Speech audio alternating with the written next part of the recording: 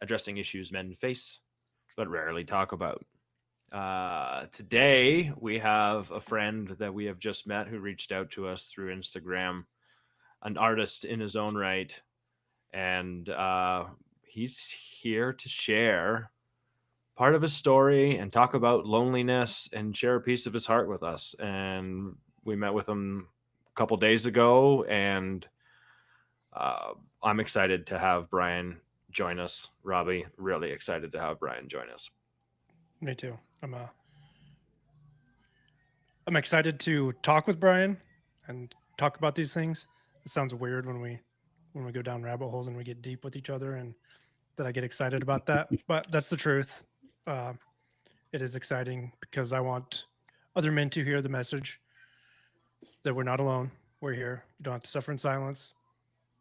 Brian had the balls to reach out and was willing to share his story, which I want to say thank you, Brian, right off the bat, because Steve and I can sit up here and share our story forever. It's just what we do and who we are, and we've got so much growth through that, so we know where it is. But for you to come and want to share your story and meet two random guys and talk about heavy stuff, I really appreciate it.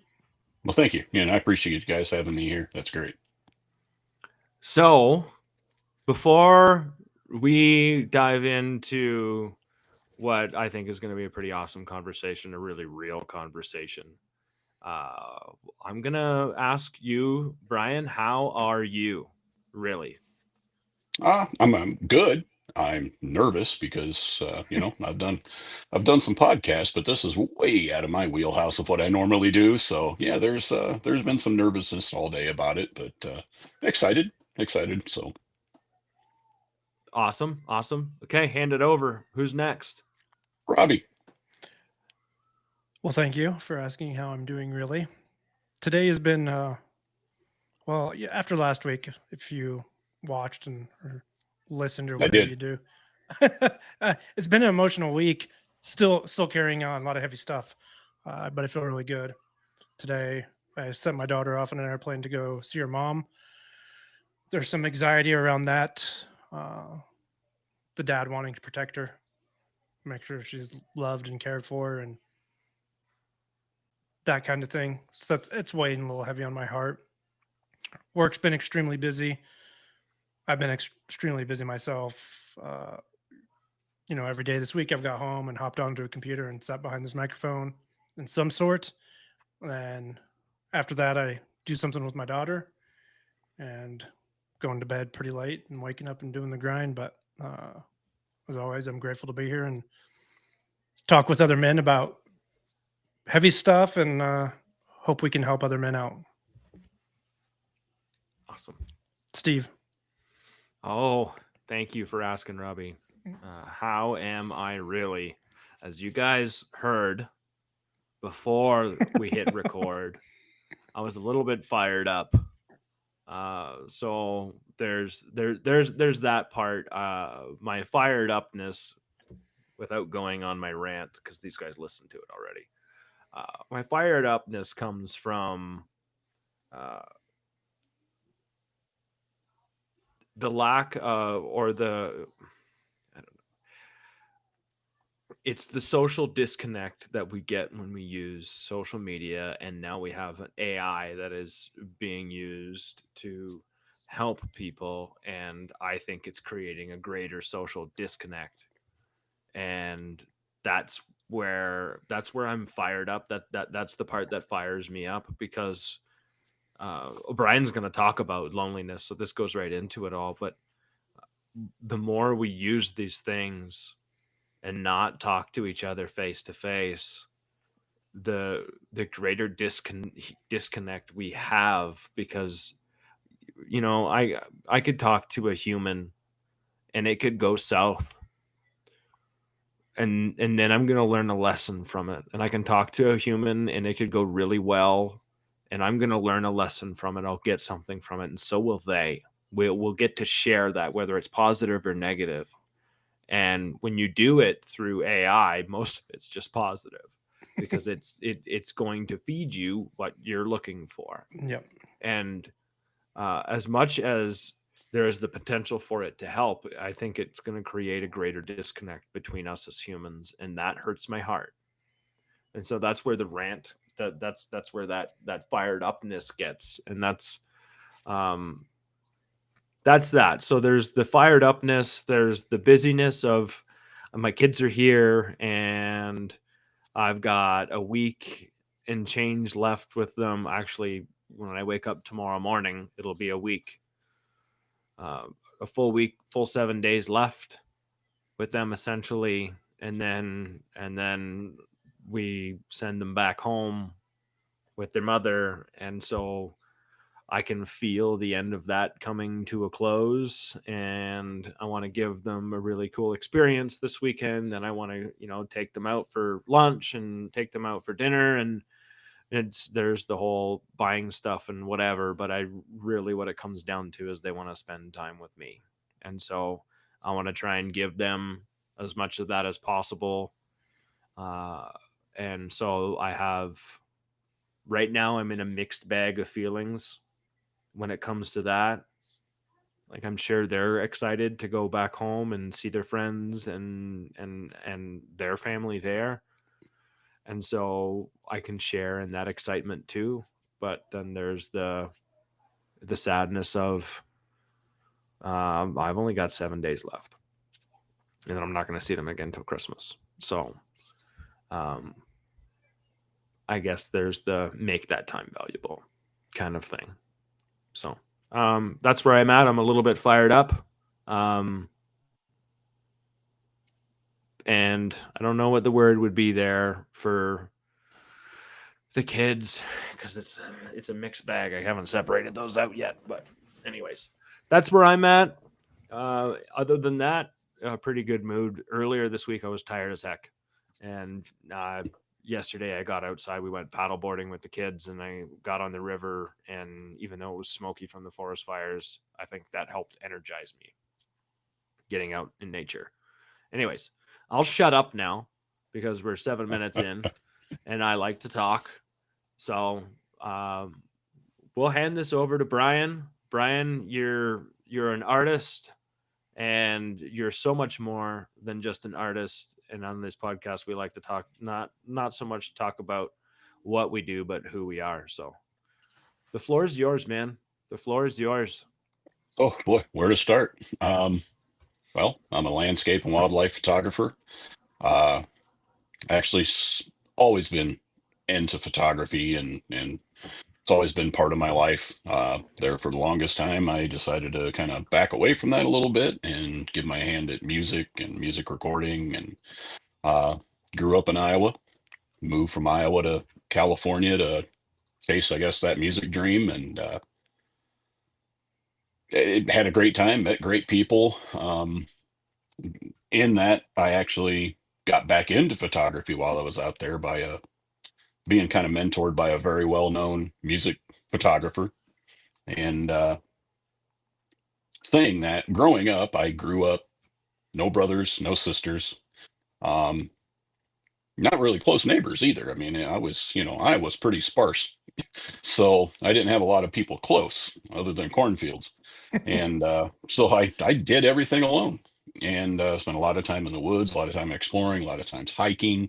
Um, so it was kind of rough moving from that to Los Angeles, and it was something. I didn't know how didn't know how to react, being in a big city like that. And I actually met some pretty famous rock stars at the time and become friends with a bunch of them. And that was a whole nother scene that woke a farm boy up that, you wasn't expecting to even be a part of. Um, and then through that famous photographer, I was trying to learn and maybe do concert photography and music photography and all that good stuff. Well, he invited me one weekend to go to Yosemite just to get out of the city for a while. And once I came out of tunnel view and seen that valley, that's when I knew that's what I wanted to do. I was just floored seeing that. So ended up spending more and more time out in nature. But one of the things I took from that, getting out in nature, I realized that, yeah, I'm alone all the time, but it was weird. It was a weird feeling. I felt small being there, but also felt heard, I guess. I don't know if that makes sense. Not that anybody was there hearing me, but I just, I mean, I just felt so small and insignificant. Like my problems didn't matter and the Mm-hmm. things didn't matter. And the more I got into that, the more I wanted to be there. I found myself not being with the band anymore and not wanting to hang out with those guys anymore, and there are big addiction problems and issues. And I'm not one that's a drinker. I'm not one that's I just don't get addicted to things, and I didn't want to be around that. So I ended up moving back to Iowa, and I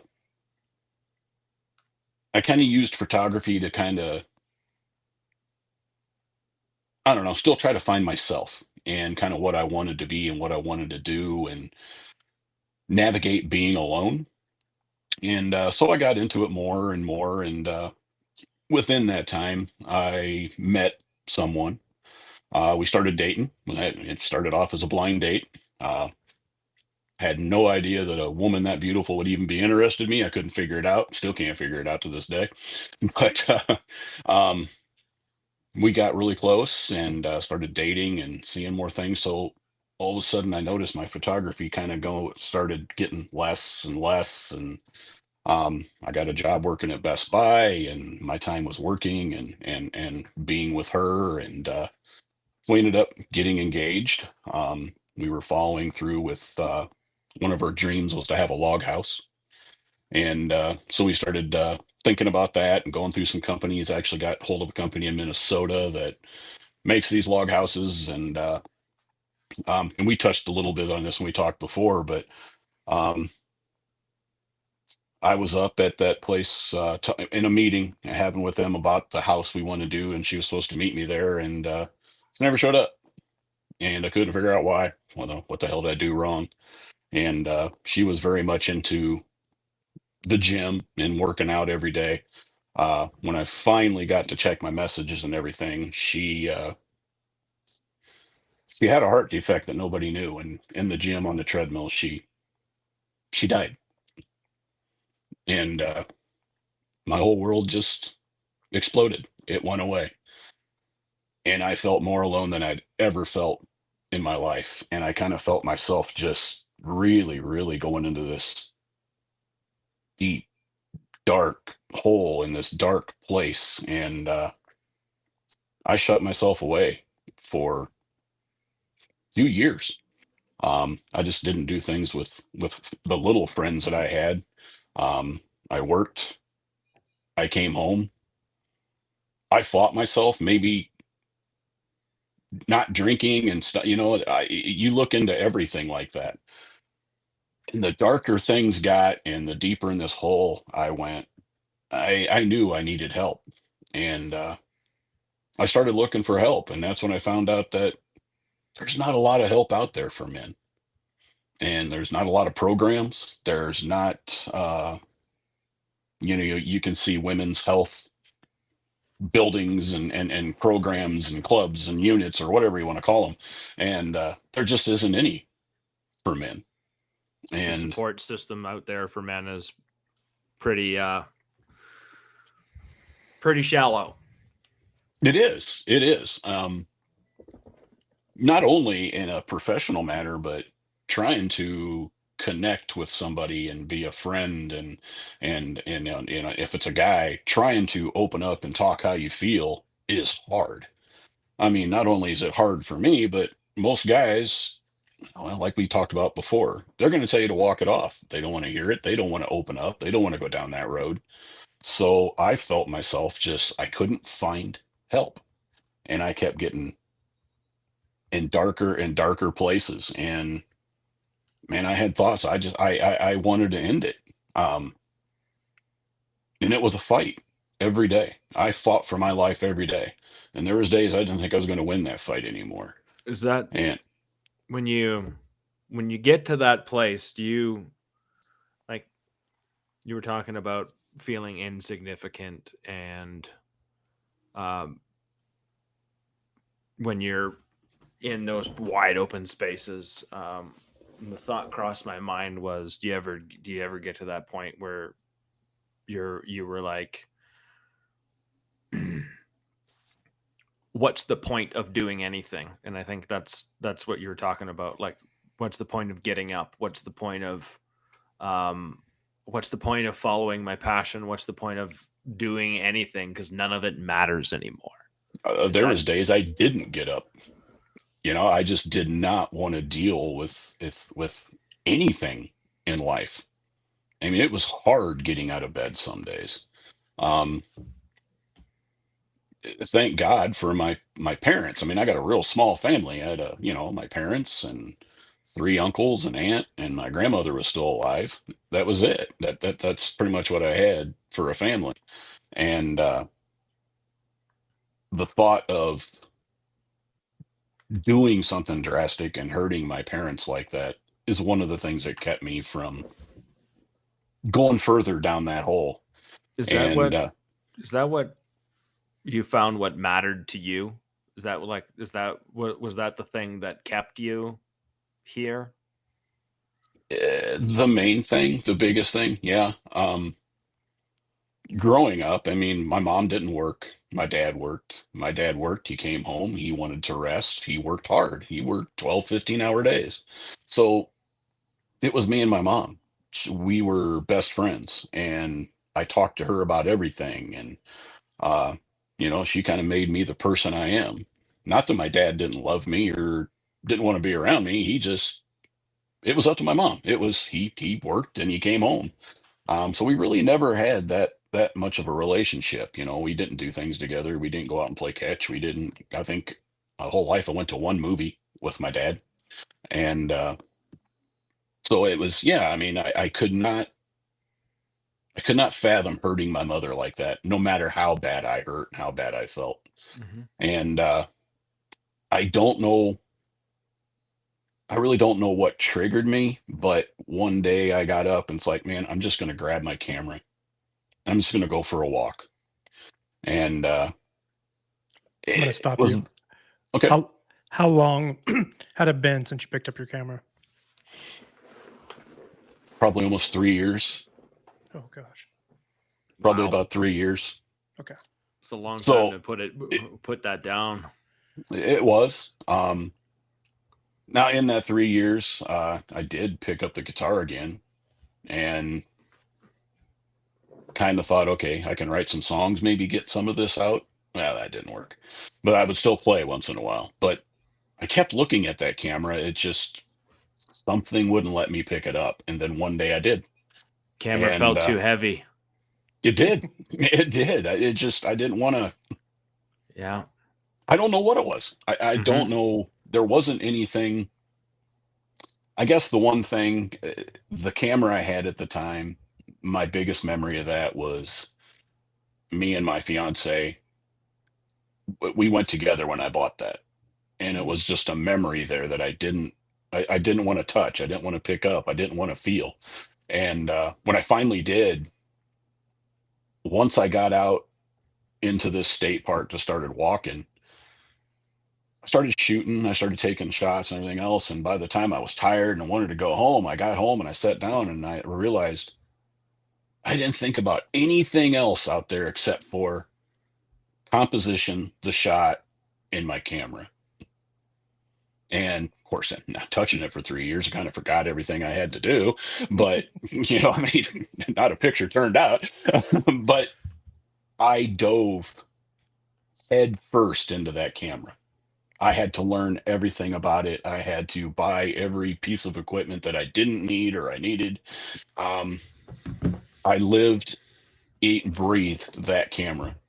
And pretty soon I started finding myself traveling out west and bigger, more grandeur, places to shoot, and things were starting to come together. And that camera pulled me out of a really, really deep, dark place. So I owe that camera a lot. Gave you a Um, sense of purpose. it did. It was an escape. And then I also found out that, especially when I got out west and to like Yellowstone and Grand Teton and out in Utah and Idaho, New Mexico, all the places I was going, that was the first time I was by myself, all the time when I shot. But not only did I feel insignificant, but it was the first time that I broke down and cried. First time you felt it. Yeah. Yeah. It was probably the most painful thing I ever did. And I wasn't expecting it. I was just on this trail by myself, and all these memories started coming back, and I just hit my knees and screamed and cried like a little baby and got it out of my system, I guess. Um, and I needed that. I really did, because I held it in. I held it in for years. So it was pretty awakening. Um, but again, I was by myself all the time. I had one friend, childhood friend, that him and I would, I mean, we were like brothers growing up, but as you guys know, you get families, you get jobs, you move different places. So, um, you don't talk a lot. So I kind of dove into that camera for a couple years, traveled a lot, just shot and shot and shot and shot, and that's all I did. And I really felt myself coming out of that hole, and it was feeling good. It was feeling pretty good. Um, I was in a hotel in Denver when I got a phone call that that best friend, like my brother, took his own life. I was going right back in that hole again. I felt so much guilt that I didn't keep in touch as much. Um, I was out west all the time. I really wasn't back, with friends and family, and You felt like you needed to be a better friend. I did. I did. I felt selfish that I was going through so much with Tammy dying that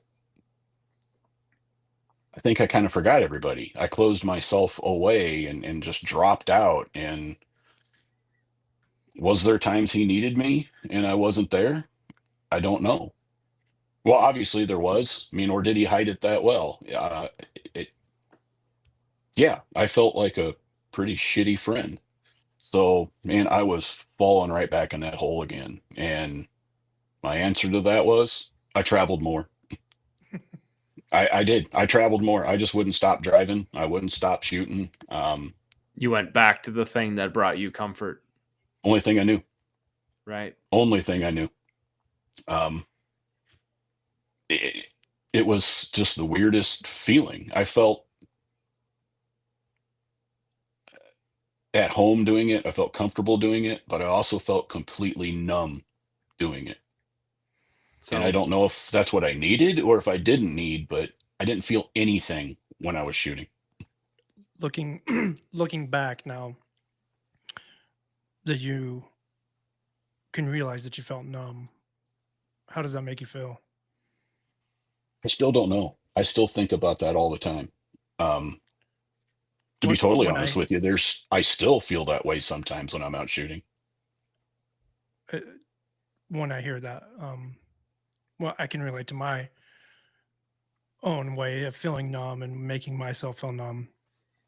And those are weird places. I know for me, like there's no connection. There's loss of sense. I'm with myself. I feel good, but it's like there's a blank slate and I don't know what to write on it.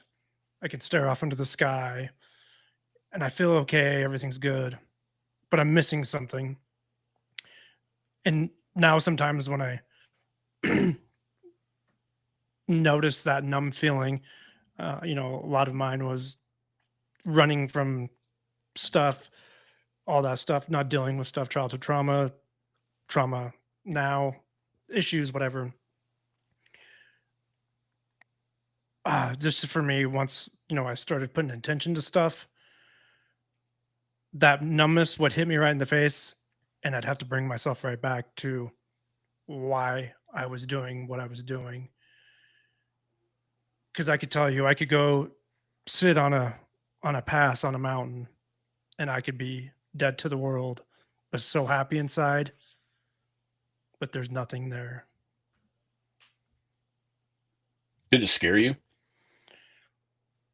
Some days I was really scared, really, really scared because I started gravitating to that stuff and I would do it more and more. And I'm kind of feeling were on that same we were on that same trail doing the same thing. And there was summers I don't remember. Hmm. Yeah. I have trips I don't remember. Well, I'll have memory cards and stuff. I'll pull photos off and completely not remember even being there or taking them. There's for a while. I'm like, man, did I pick up somebody else's card? Because I don't remember being there. But yeah, I guess, I mean, I got scared sometimes feeling that numbness because I'm like, what is happening to me? Am I losing feeling for everything and everybody? And that was scary, and but then I would talk to my mom and my parents and stuff. And, it was always great because one thing I always had to look forward to was my mom was the first person that saw any photo I ever took. I never posted anything. I never made a calendar. I never made anything without her seeing it first, getting a first copy, anything. So that was a big motivator for me. It really was. We just didn't do like family vacations and stuff like that as I was a kid. So me be going to these places and being able to show them what I'm doing, where I'm at, it What the world it looked like. exactly. It really gave me a purpose. And also knowing there was a sense of security there that if it ever got really really dark or something happened on the road, I really really need help, I knew I had my parents I could turn to for help. Not that probably all of us know sometimes, I mean, there's just things that you can't tell your parents either, Hmm. because I could never tell my mom exactly how I was feeling, or I'm feeling about just wanting to end it all and everything else. That would just Yeah. Break destroy her heart. them. Yep. Hmm. Exactly. Yeah. So you got to deal with that yourself. And along the way I tried making some connections, and most of them just didn't work. I mean, maybe I shouldn't say that because I don't know if I'm different, but I'm not one that's for, or I just can't handle casual connections. I mean, I have them, but I'm not trying not to say they don't mean anything to me, but they're not. I don't feel it. I mean, I can get a message off of Instagram or something like that. Somebody will say, hey, great photo. We'll talk back and forth. Thanks. But when I connect with somebody, one, I keep my circle very, very, very small. Is that intentional? I don't know. Or nobody wants to be around me. I don't know. But um, Could be a combination of both. it could be. you know. If Um, you're already guarded, right? If you're Yeah. already guarded, then your circle is going to naturally be small because the password to get in is going to be really hard and hard to find. right. Yeah. And what's hard when you get that way is when you get that guarded, it's not that maybe people don't want to be around you. And I fully acknowledge this, but it's hard to change. It's they think it's too much work to be around you, and there's just a lot of people aren't going to put that work in. And boy, I don't blame them. And so it's hard. So, but I tried making connections, and most all of them did not work out. Uh, then in the midst of my travels, within, oh God, I'm going to say 3.5 years, all three of my uncles died of two of them a form of cancer, one of Parkinson's disease. And that hit me hard because they were almost all three of them were around, and our family was so small. They were almost like three other dads to me. Mm-hmm. And one of the hardest things though is those were my mom's brothers, and that woman took care of every one of those guys until they died. That took so much out of her. And then I started feeling bad because should I have been there helping instead of out traipsing around in the woods? Yes, I probably should have been there helping, but I also know that if I was not traipsing around in those woods, I'd still be in that dark hole. So there was some selfishness there, I guess. I felt in guilt again. I kind of feel like our parents, and this is just, I think you said something along these lines when we were chatting together. I think our parents want us to try and live our best lives and go out there and do the things and try and live. And um I don't think our parents want to be that kind of burden on us unless unless it is absolutely needed. I think uh when you show that level of freedom, it gives them a sense of accomplishment, Hmm. because that's something that they feel like they've given you, is the ability to do that, raised to do that, have the confidence to do something that they never had the confidence to do, like travel and take Right. those pictures and spend 3 nights just to get that one shot. Like, Hmm. um I'm just trying to think of it from a parent's perspective, because you said something that, uh, and I know you'll get to talking about your dad here at some point, but when we were talking together, you said something about when you were starting to get to know your father in his late 70s, and then you know you've gone out and done these things and seen these places and whatever, and you finally find out that your father's proud of you for, Yeah. right? Yeah. But he just doesn't have the courage or the words to say it or whatever it is. And I Well, and it's not that imagine. they were uncaring, but Hmm. my mom or my dad they never told me they were proud of me. Hmm. Um, in fact, Yep, I I know found that out, feeling. yeah, I mean, Yep. but the weirdest thing is I found out from other people Hmm. Yeah. how much there for a while. I mean, I do a calendar every year that is sold, and I will ship some back home for friends and people that know me back there. They, instead of paying shipping, they can go to my parents' house and just pick it up.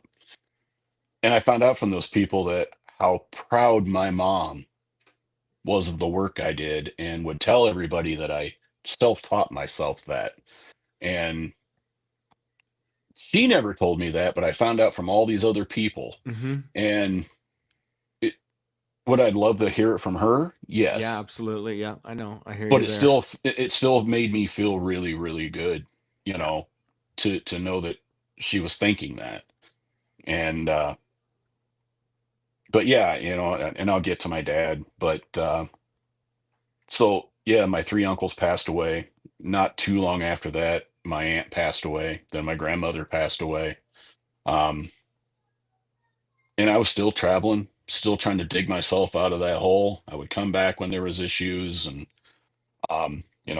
funerals or whatever. And I just felt at the same time, I felt I'm losing everybody in my life, and I've got nobody else I'm bringing in as far as a connection. And that made me want to travel more and stay in the woods more and feel that numbness some more. I was gonna ask you how you felt every time you had to go back home to deal with those circumstances. Some of those were the hardest drives I've ever made. Um, Scared, Yeah. terrified, Dread. dread.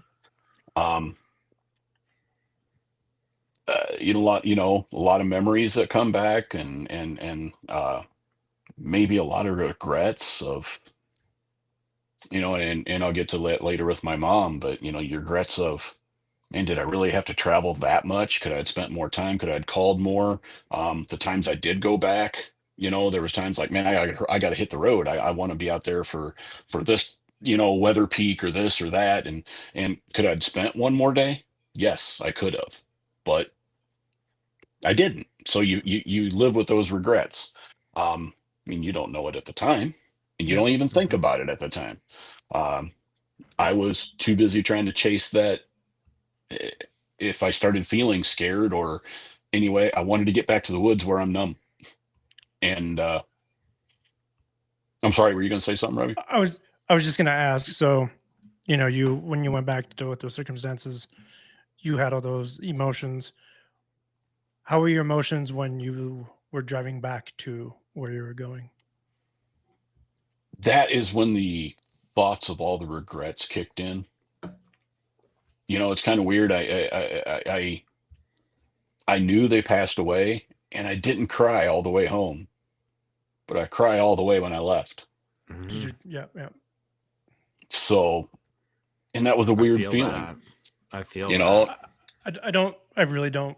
Just in my opinion, I don't think that's weird. Mhm. I think getting there's all those emotions that you're feeling, anxiousness, whatever it is, right? Then you leave and it's over with, and you really get to realize what's going on.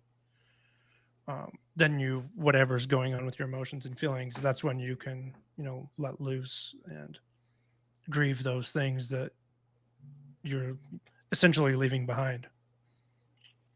Yeah, I it's think almost like it lets you.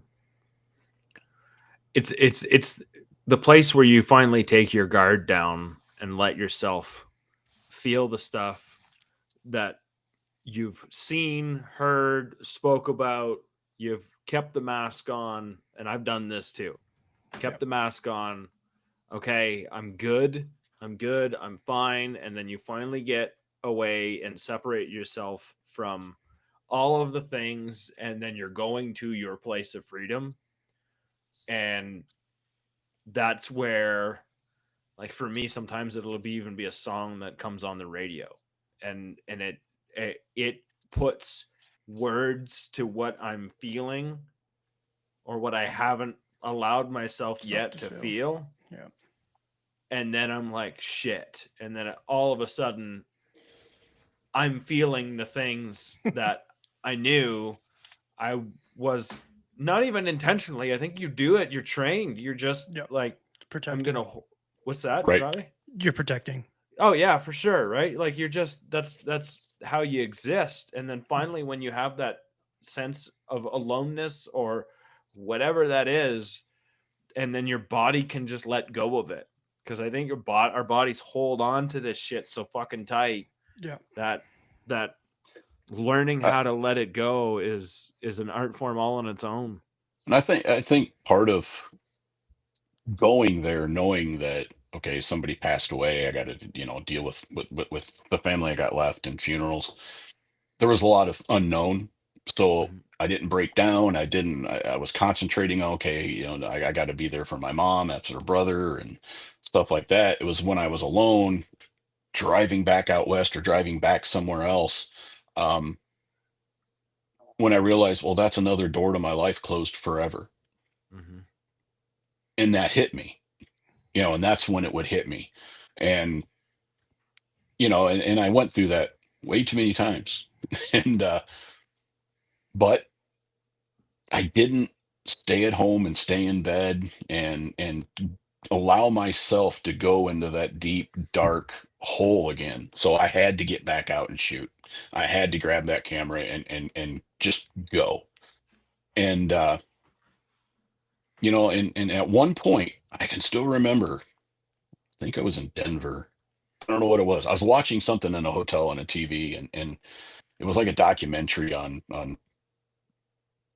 making connections and friends and stuff like that. I can't even remember what it was. And I made this decision of I got to do that. I got to try to start bringing people into my life. And my my following and everything at the time on Instagram was just starting to take off about that point. And my photography was really kind of starting to get out there. And you get you guys probably get them too with the podcasts and stuff. You get some pretty strange messages. You get, the people that's genuine and the people that's not by reading, just how they start out a message 9 times out of 10. Um, Generally and I, speaking, you can tell how somebody starts off a message whether they've actually watched your content or not. Yeah. exactly, That's exactly. I seriously I think that's what you're talking about is whether Yeah, they've actually followed you or they're coming to you because you have something they want. exactly. How are they invested? And Um, it shows up as an offer to you, right, right. right? Most of mine gets the whole, can I get free photography advice from you? You know, Mhm. that's what I get the most. But in that time though, when I'm sitting there like, I want to make connections, I actually had she was just starting out. She was a pretty well-known influencer, but just starting to grow. Was going to be in the Teton area and asked me if I was going to be there. She wanted me to do some shots of her. Her and her boyfriend was going to be there, and they wanted me to do shots of her for her social media. And I'm like, actually, I'm going to be there. So, yeah, I'll meet you. So, and we did some shots, and the shots really turned out great. Turned out well. And it's something for me because I don't take pictures of people, but I actually did it for her, and it kind of grew. I started to be friends with both of them, and I ended up, I don't know, maybe over a year and a half, 2 years. I don't know how many different locations we shot at, and but nobody knew those were my photos. Her account was growing and growing and growing and growing, and now I think she's close to 2 million um, Wow. followers and stuff. But Hmm. I really thought, hey, I'm making a connection. I'm making, a friend, and we're having a good time. We're meeting different places, and we've actually had really pretty cool long talks over dinner. The three of us, and some other friends would join. But um, yeah, this is when everything started kind of going south again. Um, I made the mistake apparently of one of those locations. We just took a selfie, and I posted it. Hey, I'm here, shooting for my friend, so I won't mention her name. Um, she freaked out. She's like, "Don't post that. Take that down." I'm like, "What? What? Take that down." And after many conversations, I found out, that basically boiled down to is she didn't want anybody to know she was friends with me, or number one, taking those photos, and number two, basically boiled down to I don't want my friends and my fans to see me with somebody like you. So I was too ugly to be your friend. Is what it boiled down to. Damn. So that kind of stung a little bit. No shit. No, I'm not the best looking guy in the world, but damn, you know. And I was like, man, are you kidding me? So once again, it was another connection gone. And I just kept shooting and just kept it up. And I tried making other connections, and we ended up. I got into a group of. Well, we talked about this here last week. Other Canon shooters and photographers, and they were all guys, and it felt kind of good because their story was almost. I mean, not exactly like mine, but they were kind of feeling some of the same things, and we were all trying to like, how do we make new connections as one, traveling photographers, two, as men, and how do we make friends and stuff like that. So we decided to get together and do this program where we would pick somebody that, one, we thought were good people, uh had the drive and want to do photography, and it was somebody that we thought, okay, I want to build a connection with this and be part of their photography journey. So we actually, on our own, bought photography equipment, picked these people, and gave them equipment, but we had them try to come to like a central workshop somewhere. Um, After a couple years of trying that, that just didn't work out because it costs a lot of money for people to travel. So we're thought, okay, how else can we do this? And we started going to Canon, trying to ask them for help. And hey, can you help promote this? We want to try different things. And at first, they sent T-shirts and all this other stuff. And so ended up after we did it a few more years, Canon finally decided, hey, we're going to give you guys a pretty healthy discount on this stuff. Getting people shoot Canon, get Canon out on social media. Um, Try to get a photography journey going with somebody. Hopefully, you give discount on this camera kit, they're going to spend another $20,000 on lenses down the road. Um, so what we started doing then is we all decided, okay, let's just, in our different parts of the country, let's pick 3 4 people out personally, each one of us, and we will pick them, ask them if they want to be part of this, and give them the equipment and the option of, we'll come to you, help set it up, we'll come to you and help you shoot. We'll do little private workshops. We want to build a connection and be part of your journey. And so Canon gave us pretty good discounts, but we still had to pay quite a bit of money. We never told anybody, any of these people, that, because we didn't want any pressure. We didn't want any uh, I guess, strings attached. We wanted it all to be genuine, generic, or generic, just genuine that, and it's going to grow naturally, to do these connections. So we did that for a couple years. Then just this last year, we did it again. I think I sponsored 4 people with camera kits, and one guy took me up on the offer to, hey, set up my camera for me. And we had talked back and forth on Instagram quite a bit, and he had a lot of potential and stuff. And I thought it was a connection I thought we were really making. And so I drove to Nebraska, got caught in a blizzard in Nebraska, sat on the Interstate 80 for about 9.5 hours. Got there, set the guy's camera up, and we had a really good time doing it, real good time talking. On the way back, I was going back to Iowa then. On the way back from Iowa, I actually hit something in the snow, slashed 2 tires. So now I had to get my car towed, had to go buy 4 new tires. And as I'm sitting in the tire shop, I'm scrolling through Instagram. I look down, he's got all the equipment for sale on Instagram. Just That day. wild. Same day. That day. Right after you left. Right after I left. And I was just floored. I mean, I wasn't even hurt. I was pissed. I went right past the hurt to pissed. Right And, past the hurt, yeah. and I almost turned around, but I'm like, you know what? What's the point? So I mean, this year probably.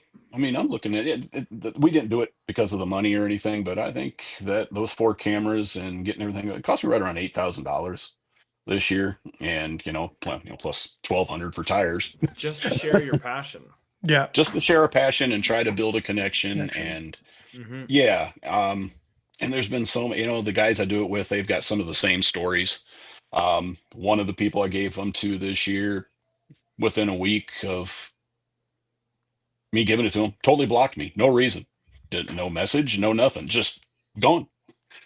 So I don't think we're going to do it anymore. One, Canon's using the tariff excuse to raise their prices. So now I'm going to pay even more. So I'm not totally buying that excuse, but I'm like, do we really want to? They've been talking about raising prices for a long time. This just fell in their lap, Yeah. But so I don't think we're going to do that anymore. It's been kind of a colossal failure. So, and in that meantime, again, like we had talked before, I still kept trying to make connections because I'm still so tired of feeling alone. But it was also a weird feeling that I also craved that Aloneness.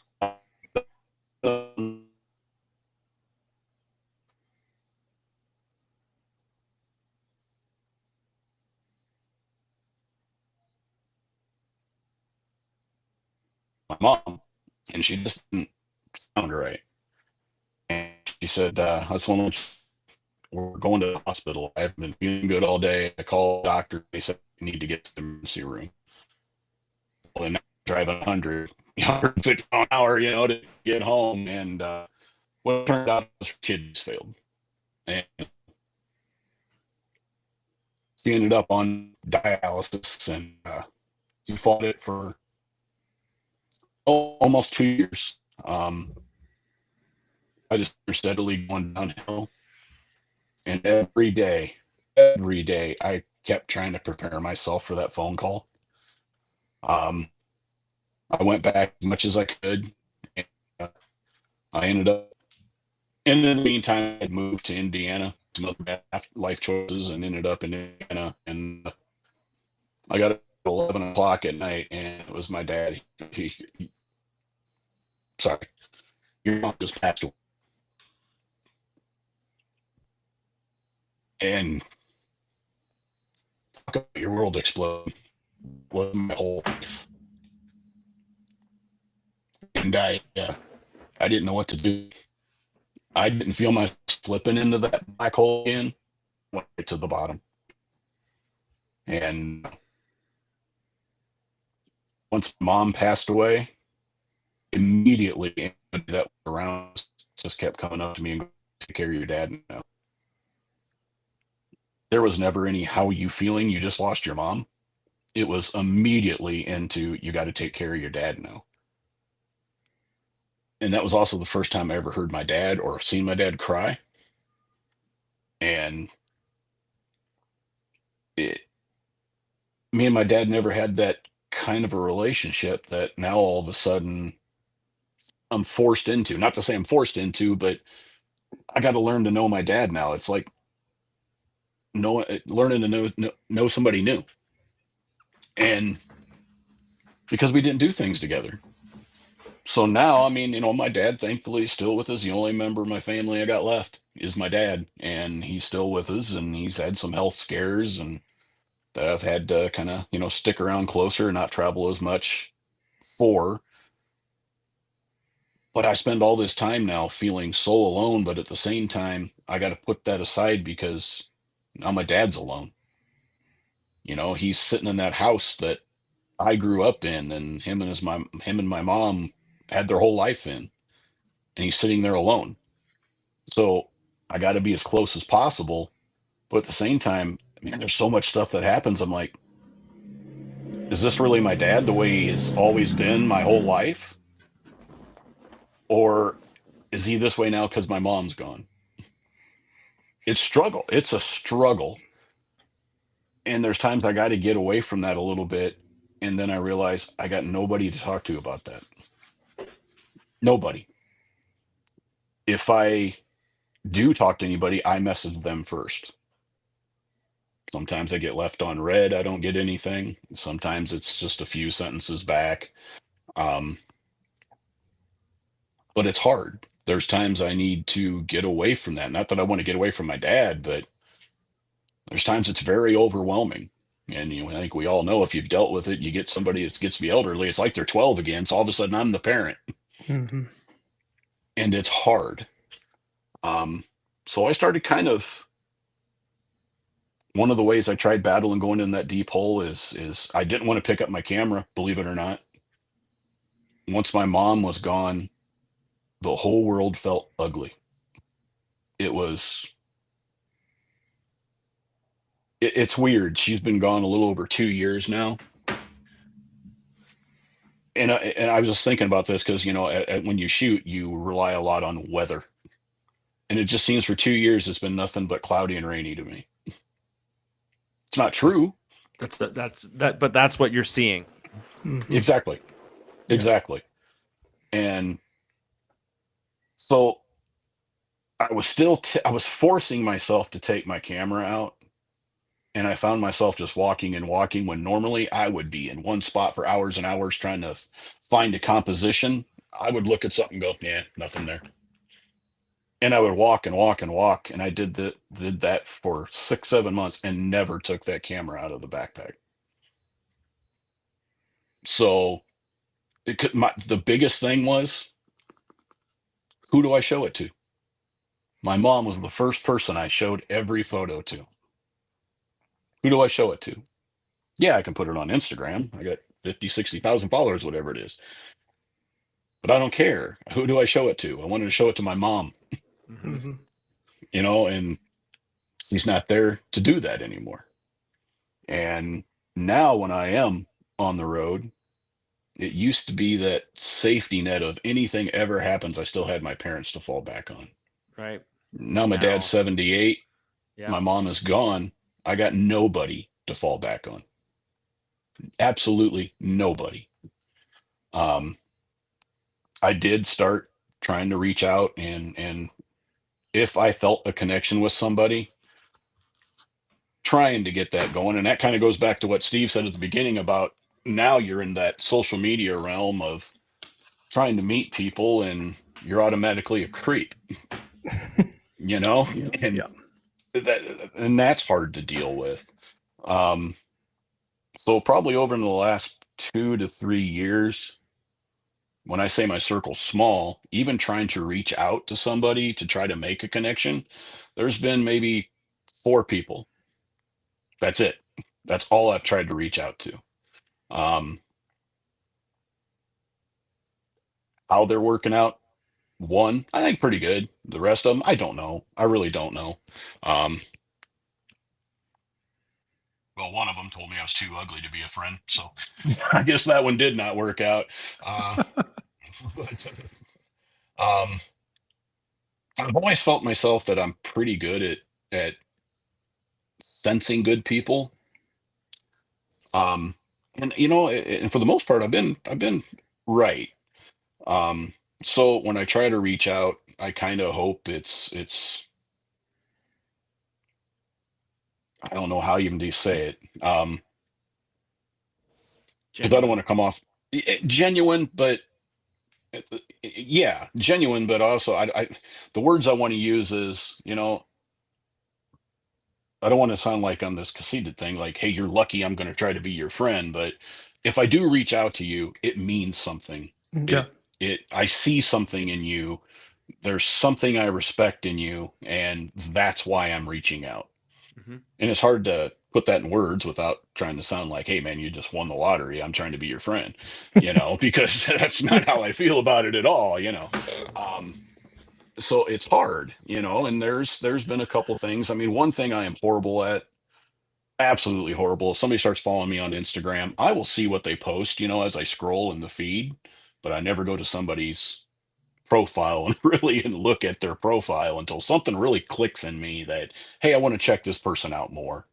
Um, in the last 3 years, I did have a woman start following me on Instagram, and we chatted back and forth on some photos and stuff. And man, she just seemed like a really genuine, down to earth, kind, awesome person. And we talked more and more. And she's not into photography, but she is kind of in the public eye, and she's an artist in her own right. And it, the more we talk, the more I'm like, man, she is just the kind of person that I am looking for to have in that little circle. And I'd found out she was going to be close to me in Indianapolis, actually, a couple hours south. And I ended up driving down there, and we met face to face, spent a few hours talking, and I thought it went great, kind of.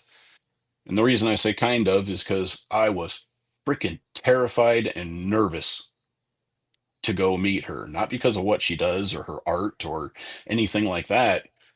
It's because I was worried about being looked at as a creep.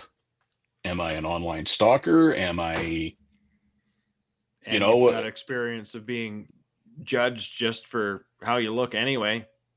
exactly. Past experience. Like we all do this, and it's a form of trying to protect ourselves, but Hmm. using a past experience to Shield. predict a yeah shield predict a future result, right? Like Yeah. if this Right. same thing happens enough times.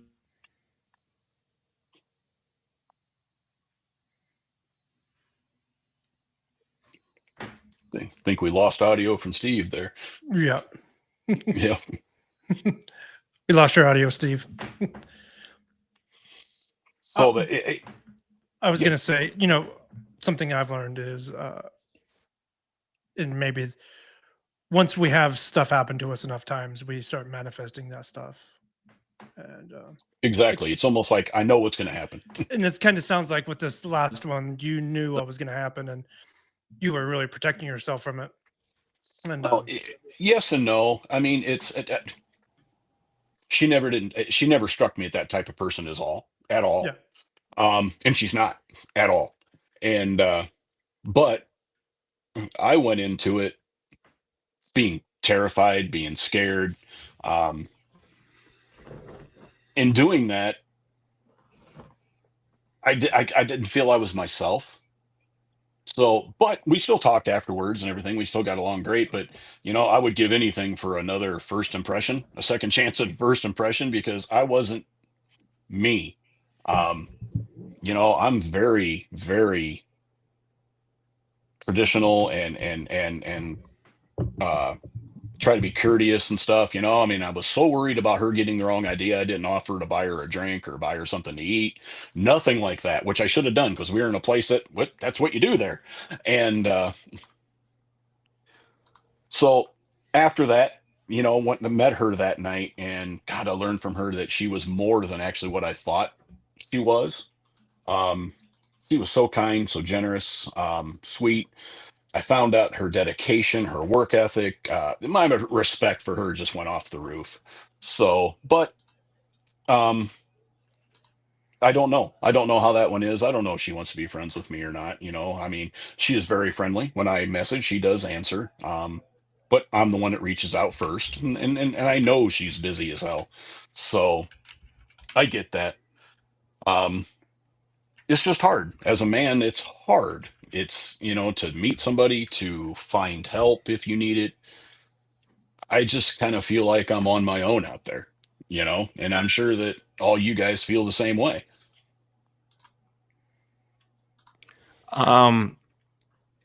We had this when we sat down and chatted. What there's loneliness out there. I feel like if you're not a person that has some sort of inherent problem, and I say this because I come from an addiction recovery background where they say the opposite of addiction is connection, right? So one of the things we try and do is learn how to be vulnerable and learn how to connect with people and learn how to, and we share our story because, and we're also, it's like, it's encouraged. Let's to do that, to grow out of my unhealthy coping mechanism. I need to do these sort of things. Addiction recovery background, it comes with loads of different communities I can go out there and choose from to learn, to learn from, to meet people that have the same problem I do, that come from the same sort of background I do. Like you've met people that have the same passion you have. I've met people that have the same problem that I had. And with that came a community, with that came with a whole bunch of people. But if I didn't have that problem, I would have been in the same boat. Like and this is one of the reasons why Robbie and I started this thing is, if you look outside of the recovery bubble, what is there for men to whether it's to meet other men or to hang out as, I mean, we just had Frank on, and Frank has his own like men's community. There's men's Hmm. communities out there, right?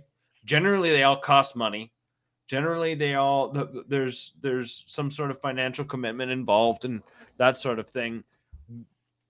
We are, and what you're talking about, what I'm hearing anyways, is like, where do I find the connection I need to get these things off of my chest when I need some help? When I you want some buddies. I wanted some buddies, and I'm like, I'm still, I want men in my life that are going to help me grow.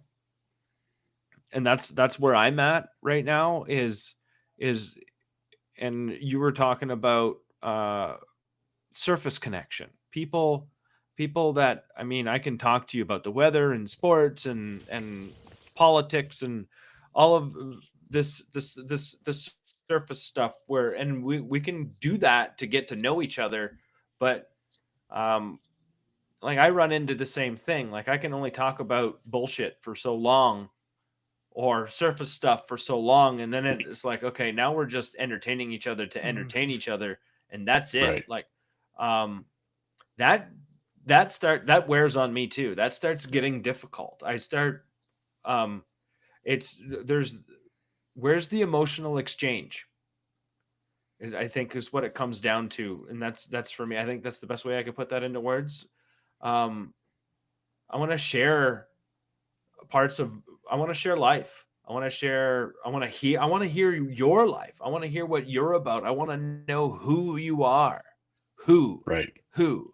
Right? I want to hear that Brian is a guy that has a big heart. He cares about people. He cares about teaching people what his passion is.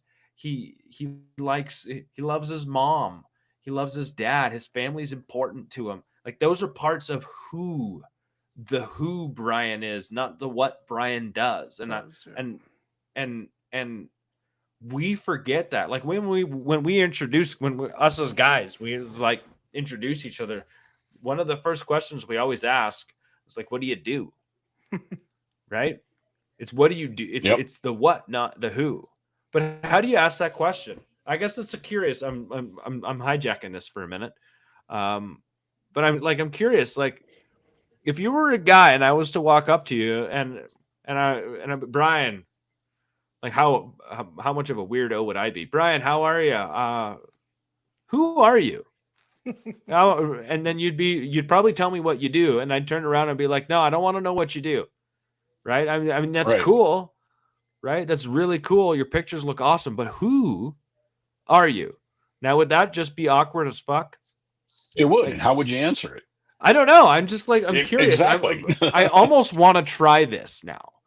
I almost want to try this. Walk up to a dude, and he'd probably look at me like I have 18 heads and I'm a spider or some sort of weird man alien. But anyways, But you're right. I mean, I think I'm curious. even when you try to reach out, you got to start with the surface level bullshit. Which is fine. Right. But at some point, you just can't keep it up.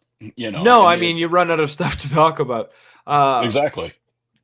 Yeah, I think small talk is necessary to navigate through the weeds to figure out what's comfortable and what isn't. And so I think small talk is a part of getting to know each Right. other. And I don't know if you guys find yourself doing this when you're trying to make a new connection, whether no matter who it is, and maybe it's me. I'm different because of I spend so much time alone out in the woods and in the mountains and everything. I self sabotage myself, I think, and it just pisses me off to no end. And what I mean by that is when I'm making a connection, yeah, you start out with that surface level bullshit. Well, you keep trying to maybe keep talking, maybe go a little deeper and everything else. Well, I can go weeks without talking to somebody. When I do get that connection with somebody, sometimes I get too damn chatty and I think it pushes them away. And I hate that about myself. But You know, but that's not the person for you then. fair. I was, I was thinking, the surface level is part of a conversation. And Steve, said, who are you type of thing. I was thinking, if you just met someone, random person, you didn't know who they are or whatever. And if, like, we want connection, we all want some kind of connection. And it's easy to grab on a connection if we both share some kind of thing. So if, I approached you, Brian, and said, who are you? And you said, I'm a photographer. My mind, I'm going to go right into asking you questions about photography. Then if you came and said, hey, I was in a really dark place and, photography brought me out of a hole, I'd be like, fucking right on. Let's have a conversation. Right. This is my guy. I'm going to be able to talk to this guy. There's too much fluff in a lot of conversations because we're tiptoeing around, not trying to hurt others' feelings, especially with women or be the creep or whatever. If you ask a woman, who are you? We're going to get all kinds of random things. It's okay. We got to fill them out.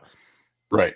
But I think that's really cool what you said, though, Steve, because it's just like, I think just hearing that, we got to find ways to cut the fluff out and find out if you're a fit to go deeper or if I just need to move on. And that's okay. Right. And I think it's harder to talk to another guy like that to find out who you are. I mean, and if any guys are listening to this, throw in the comments, throw something like, do you have the language for it? And I mean, it's okay if you don't.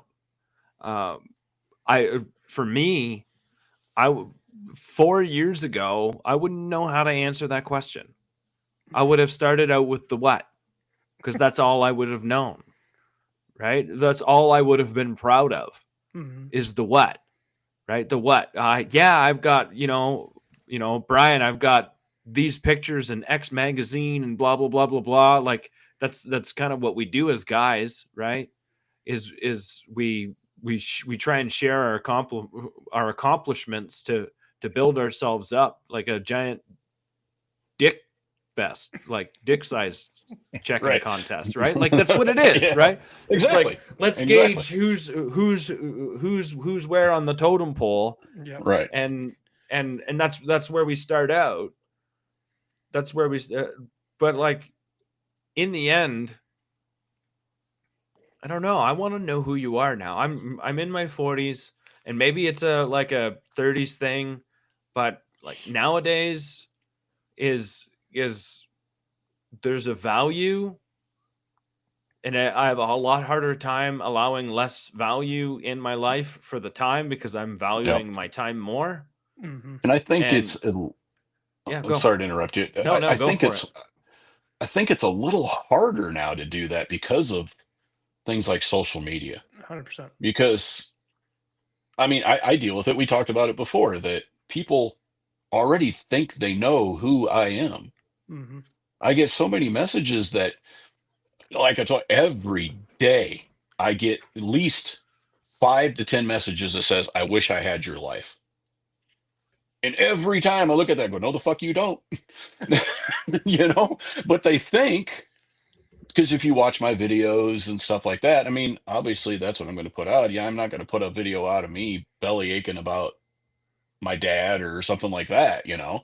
Mhm. But they think I live in the Tetons and I live in a tent, and it that's what I do every day. Once they start finding out, like, no, I got a job, I got a business I got to run, I got, I have a house I go to, I got to travel to all these places.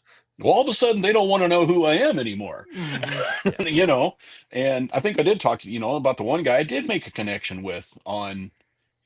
We kept, he was in one of my workshops, and we kept kind of getting deeper and deeper conversations, kind of trying to figure out who each other is. And he was just amazed that, what are you doing here? Don't you live in in Yellowstone? Well, no, nobody lives in Yellowstone. He just didn't get it. Bison, And elk, yeah, bear, exactly. Yeah. fish. And he was just floored that I was in Michigan doing a workshop, and we just really hit it off though, and kind of hung out a lot. And I, really helped him go back and forth with, he was really into video. And, I got a ton of video that I use for reels, and that I shot B-roll stuff and everything else. Cause at one point in that deep, deep, dark hole, I don't know what the hell I was thinking. I decided I needed to do a YouTube channel.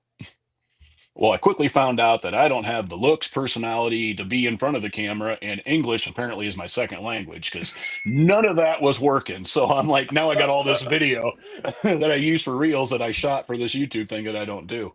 But and he was another one that I really thought I had a good connection with, and it was a good probably year and a half or so that we were, hanging out at different times, and he was really getting into video, and he had this project he wanted to do. So I sent him my drone to do this project. Never got my drone back, and never heard back from him again. So once you think somebody is starting to find out who you are, either they find out who you really are and don't want to be there, or they're trying to use you, is what I found out most of the time with the social media thing. Oh yeah. And so it's hard. And I'm not saying it's hard for everybody. I'm looking at my situation. It's hard when you spend so much time alone out in the woods to meet somebody and have a connection. And I'm telling you right now that one of the things, like I said, as far as being a creep, I just want a friendship. I don't want anything more than a friendship with anybody. And but it's so hard to battle that, and it is so hard.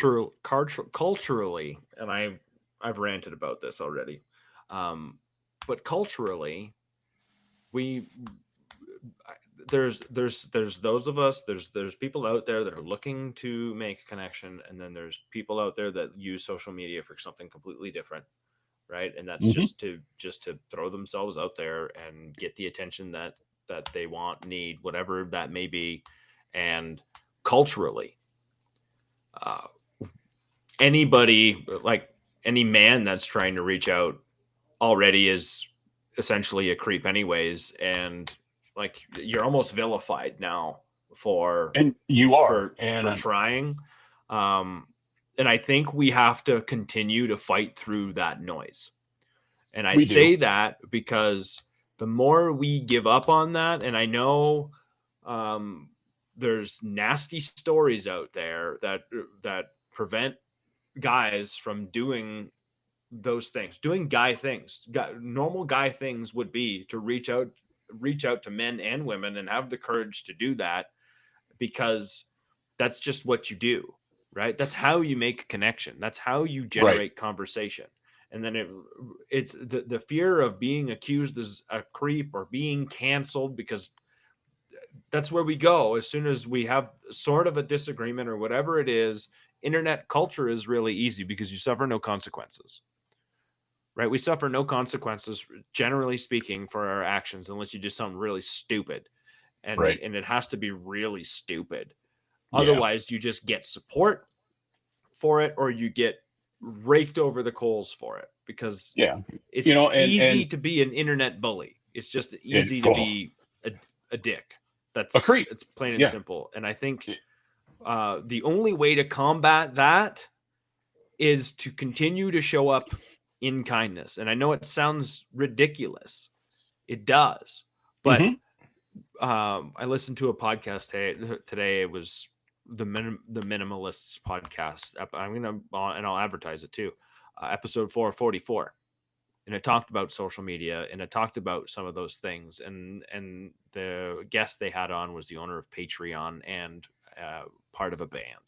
But anyways, he talked about how to showing up in the world, and showing up in the world with a sense of purpose and a love and a want to improve it. And I really connected to that myself. Showing up, and I think this is part of what I started out with this on this episode with the ranty stuff. Like, I really get perturbed with internet hate and people tearing other people down for what? Because you're only doing that because you're hurt, for your own benefit, to make yourself feel better. And I always try and check my intentions when I write a comment or whatever it is, because it's so easy to tear someone down, and it's really difficult to show up in love. And to show up with kindness, and a lot of people don't know how to handle kindness. No, they think it's creepy. Yeah, exactly. Right? They are not used to it. No, it's like I said, I think it's cultural, and I think it leads us to exactly what you're talking about. And just to be kind gets taken totally the wrong way. Yes. And there's also two sides of this. Is one, like the girl in Indianapolis I told you I went down to meet. I was fucking terrified to go down there and do it. It was a big step for me. She was everything, that a great person is. But it was, number one, me coming out trying to make a connection anyway was terrifying on its own. Not to have to deal with the stigma of being a guy meeting off a girl off of the internet or whatever. But not only do we have to deal with those, but one thing nobody ever looks at is, the many followers I get just as many creepy ass messages from women as, it's true. We have made our own bed as men in this situation a lot by what some guys do and send and talk to women about. So I get that. I mean, and actually, the fourth connection I told you about is actually a wildlife photographer. She's absolutely amazing. We're becoming really good friends, and it is a good connection. And one of the things we started bonding over is she sends me screenshots of the dumbass messages and pictures she gets from other guys on the internet, and we've bonded like crazy over that. Yeah, I mean, it blows my mind the shit people have the nuts to do. Because if you were to do that in actual person, somebody would punch your fucking lights out. Exactly. Right? Someone would eventually. Like, you would regret. This is how you would get regret. In the internet, you don't very much regret things. But if you were to walk up and say some of the shit that gets said on the internet, there would be some dude with the nuts to be like, dude, you a dumbass. And you would get whopped for sure. Right? Because you would deserve it. Right. Absolutely. All right. We're getting, I think, close to the end here, Brian, with an hour and 20 minutes. Oh, wow. Yeah, I know. Yeah. Wow. Time flies, man. Time flies when you start sharing your heart and you're having a good conversation. So I appreciate you. Robbie, you got anything you want to ask or anything you care to bring to the table before we start shutting her down? I've been listening, to you talk, Brian, and I mean my takeaway, and I think I mentioned this before, is you're looking for connection, genuine connection. You're looking for friendship, love, being there for one another, kindness, all those things that humans want and need and want to share also. You're a giver Mm-hmm. and you have no one to take. And the people that you're giving to are not giving back. And that happens with a lot of us. Hmm. And you're willing to throw it all out there because you care. And that's really important. Really important. I think your heart is there and you keep fighting this fight. And, you have Steve and I now in your corner. Anything you need, just, hit us up. We're going to be there. And We're back going to be at you. we're going to be the ones asking you, how are you doing? We'll do that. Steve and I do it with each other. We do it with other people. It's just what you do as a friend and as someone you care about. And like I said, we're there for you. I know other men are there for you. We need to, our tribes are lost. We need to start building a tribe back up as men. And without someone getting the water, or without someone killing the elk, without someone cutting down the trees, we don't survive. And right now, we really see that, especially with social media. Everyone's just left out there to fend for themselves. And I see you trying really hard. And a lot of it's falling on deaf ears. And I just want you to keep trying. We're here for you. Other men are there for you. And you're a wonderful human being. That's what I Thank gotta you. say. Thank you. And no matter what I go through, I won't change who I am. I'll just keep trying. I mean, I'm not going to let it change me. Um, truth be told, the way I am, some of these people, even though the things they've done for me, or to me, there's certain ones of them that I will still be their friend and help them no matter what. Sometimes loyalty comes with pain. It does. And Sometimes nothing good happens to you because you're the good that happens to other people. So, I think it all. I swear it all comes back around one way or another. Yeah, I agree. So, in speaking about loneliness and speaking about, I keep getting this sense that I need to start something for like a place for men that want to meet other men or whatever it is. Like, that just sounded like a dating app, which sounded ridiculous coming out of my mouth. But like, it did. I mean, that's where my head went next, in all honesty. And that's not what I was trying to get at, but you know what I mean. I know exactly what you mean. Like men's support group, something along those lines, where even the guys that are our guests or anyone else, like a place for them to land. Yeah. That's something that's crossing my mind now, Me because too. there's enough people that we've had on this show that where, like, who do I talk to? Who do I reach out to? And I mean, maybe if we collect even a few guys and have a place to land, I mean, that's might be something worthwhile generating. I don't know. It's crossed my mind enough now that I need to put it out in the air. That I don't know. I keep going back to like the 25, 26, 27-year-old self of mine, that before alcohol started becoming my main coping mechanism, and kept getting worse and worse and worse. And if I decided to ask for help, I would not know where to fucking turn. And I would Google stuff probably, and the next hardest thing would be to have the courage to actually say, I need freaking help. Like, that would be the next hardest thing. But if I heard some guys talking about it, or say, hey, here's a spot where you could land, maybe you'd show up and see what it was like and then disappear. And I think that would happen a lot. But if you know it exists, it's a start. And I think most of us just want to be heard. I think that's the thing. Like, I think we just it lands flat in so many places that we stop trying. And you just want someone to be like, yeah, I know, man. I feel you. Is there anything I can do to help? And that's the next hardest question to answer. I know it is. Because most of the time the answer is, I don't freaking know. Well, make a decision and then let's see what we can do. But anyways, Robbie, that's something that maybe you and I need to talk about, because we both stay on we're both on Telegram. Maybe we can do something. Yeah.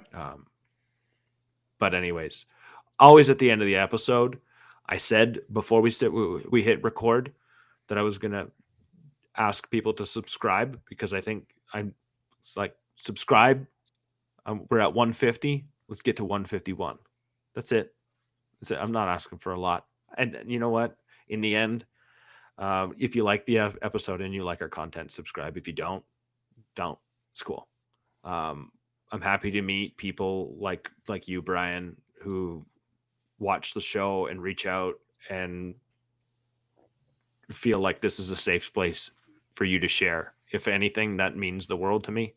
And I know it means the world to Robbie. So thank you.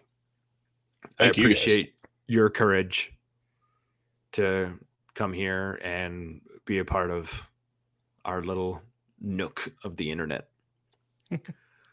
So last but not least, if you're a man out there, speaking of loneliness and speaking of reaching out, and I know it lands flat a lot, and I know there's it feels like there's emptiness on the other side. And if you don't keep on trying, from my own experience, it'll never happen. And I've tried a lot over these 4 years, and a lot of people have come and gone, rotated through until it sticks, until it connects, until, I don't know, have the courage, reach out. You don't have to be alone. There's guys here. Brian would love to, I'm sure, listen, support, show up. There's a bunch of us out here. We just need to find each other. So reach out. We're all on Instagram. And I think that's all I got. How do you feel before we round this one out? I want to know how you feel after the episode, Bri. How do you feel after? I mean, it felt good. I mean, it's good to actually be able to talk to somebody that listens, and it's very much appreciated, and it means a lot. It really does. Awesome. I can only hope that after being on the show, you feel better than you did when you showed up. That's, you know what? I feel better. I feel more relaxed. I feel like when I go and show up to my kids, because anytime I do this and listen to another man be vulnerable, my cup gets filled up too. So, appreciate you being here, and we'll speak again. All right. Take care, guys. Take care.